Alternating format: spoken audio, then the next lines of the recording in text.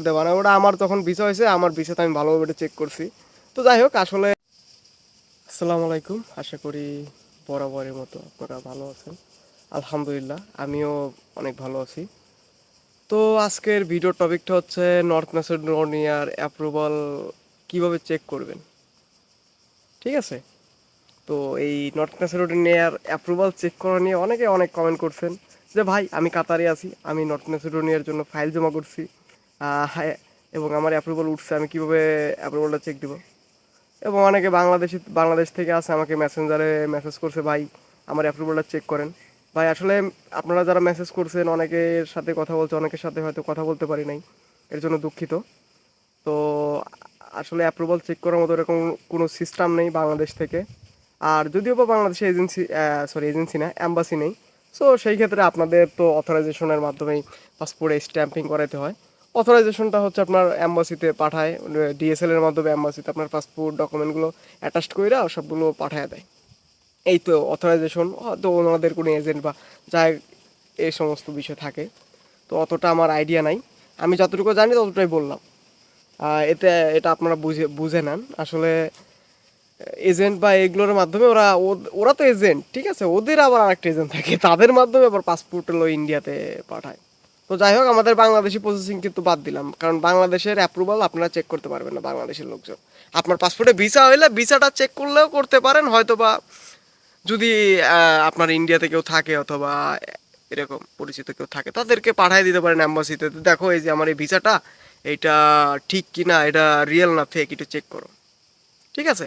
আর আরেকটা স্ক্রিনে চেক করার জন্য দিয়ে দিলাম, সেটা হচ্ছে আপনার ওই দেখেন একটা, এই যে এইখানে দেখাচ্ছে, শো করতেছে আর কি স্ক্রিনে। যাই হোক, ওইখানে একটা যে ইয়ার মতো ফুলের মতো আছে, দেখতে পাচ্ছেন ফুলের ভিতরে, ওটা আসলে সিলিকন কি একটা পেপারটা তো মানে আপনার হচ্ছে অ্যালুমিনিয়াম ফুইল পেপারের মতো আর কি, ওইটা দিয়ে বানায়। স্ক্রিন শো করাইছি, ওইটা হচ্ছে এটা ফুলের মতো। তো ওইটা অ্যালুমিনিয়াম ফুয়েল পেপার দিয়ে বানায়, ওটা আমার তখন ভিসা হয়েছে, আমার ভিসাতে আমি ভালোভাবে চেক করছি।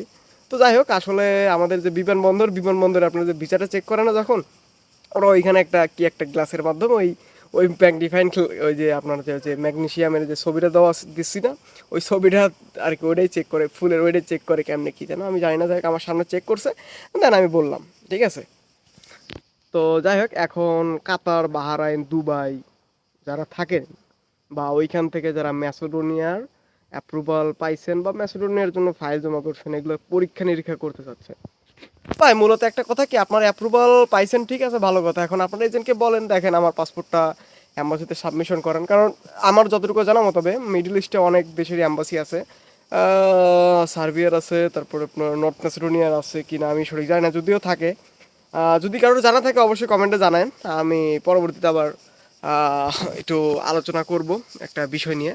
তো যাই হোক, এখনও যদিও বা এরকম শিওর না আছে কিনা, তবে ওইখানে থাকলে তাদের একটা পোর্টাল অবশ্যই থাকবে, অনলাইনে একটা পোর্টাল, যেমন আমাদের বাংলাদেশে বিএফএক্স গ্লোবাল নামের একটা পোর্টাল আছে। বিএফএক্স গ্লোবালে গেলে অনেক দেশের অ্যাম্বাসি, মানে ওইখান থেকে অনেক সিস্টেম দেখা যায়, ওরকম আর কি পোর্টাল থাকলেও থাকতে পারে। তখন আর কি যদিও থাকে, তাহলে আমি একটা বিষয়টা নিয়ে রিসার্চ করে তখন আপনাদের দেখানোর চেষ্টা করবো, এইভাবে ট্রাই করেন, ঠিক আছে? তো যাই হোক, এখন আপনারা যদি ওইখান থেকে আসলে কোনো এজেন্সিকে দিয়ে আপনারা ফাইল প্রসেস করান, মানে মিডিল ইস্টে থেকে, কাতার, দুবাই, সৌদি আরব, এই সমস্ত কান্ট্রি থেকে যারা নর্থ ম্যাসেডোনিয়ার ফাইল প্রসেস করাবেন, ঠিক আছে, তাদের জন্যই এখন কথা বলতেছি। তো সেই ক্ষেত্রে আপনারা যেহেতু মিডল ইস্টে এখন আছেন, সৌদি আরব, কাতার, দুবাই, এখানে থেকে জব করেন, কাজকাম করতেছেন, টাকা পয়সা বসাইছেন খুব কষ্ট করে। আমরা তো প্রবাসী ভাই, আমরা অনেক কষ্ট করে টাকা পয়সা জোগাই।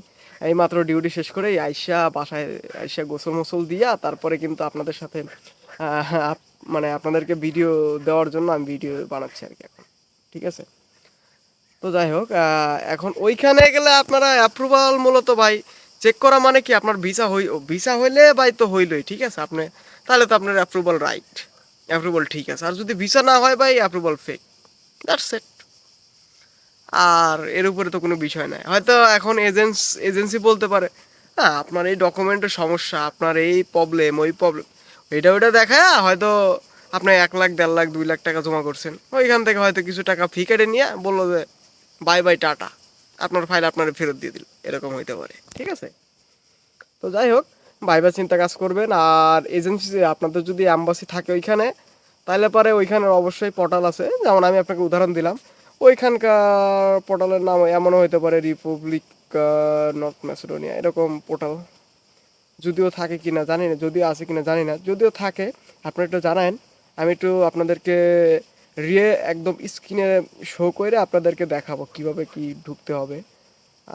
এই তো আর কি ওয়েবসাইটে তো চেষ্টা করব।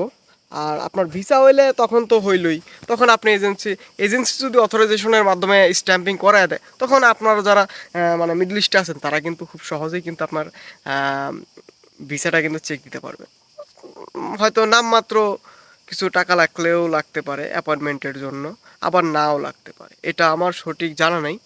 তারপরেও জাস্ট আমার যতটুকু জানা আমি জাস্ট এটা আমি বললাম, কারণ লাগতেও পারে অনেক সময় অ্যাম্বাসিতে আপনি অ্যাপয়েন্টমেন্ট নেবেন, অ্যাপয়েন্টমেন্ট নিতে গেলে তো টাকা পয়সা লাগতেই পারে, ঠিক আছে না? যেমন আমি ইতালিতে আছি, এখন যদি আমি পাসপোর্ট বানাতে যাই, অবশ্যই আমাকে পাসপোর্টের জন্য বাংলাদেশের যে অ্যাম্বাসি আছে, সো ওইখানে তো আমাকে অবশ্যই যাইতে হবে। ওইখানে যাইতে গেলে তো আমার অ্যাপয়েন্টমেন্ট নিতে হবে, এবং অ্যাপয়েন্টমেন্ট নেওয়ার পরে হয়তো কিছু ফি চার্জ করা লাগতে পারে। যাই হোক, আমি আসলে উদাহরণতে বললাম। আর যারা আসলে আমার সাথে পার্সোনালি যোগাযোগ করতে চান, তারা ইনবক্স আছে, ফেসবুকের ইনবক্সে মেসেজ করতে পারেন, সেটা ইউটিউবে আমার অ্যাড করা আছে আর কি, আমার ফেসবুক প্রোফাইল, তো করতে পারেন সেইখানে ইনবক্স। এই তো।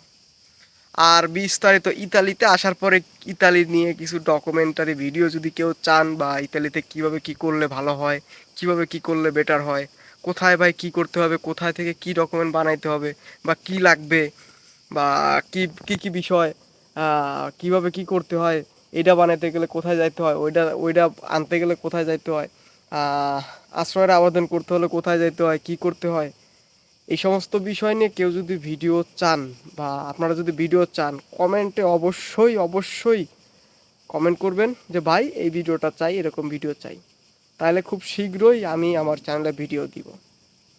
যত তাড়াতাড়ি আপনারা বেশি কমেন্ট করবেন, তত তাড়াতাড়ি আমি ভিডিওটা দেওয়ার ট্রাই করব।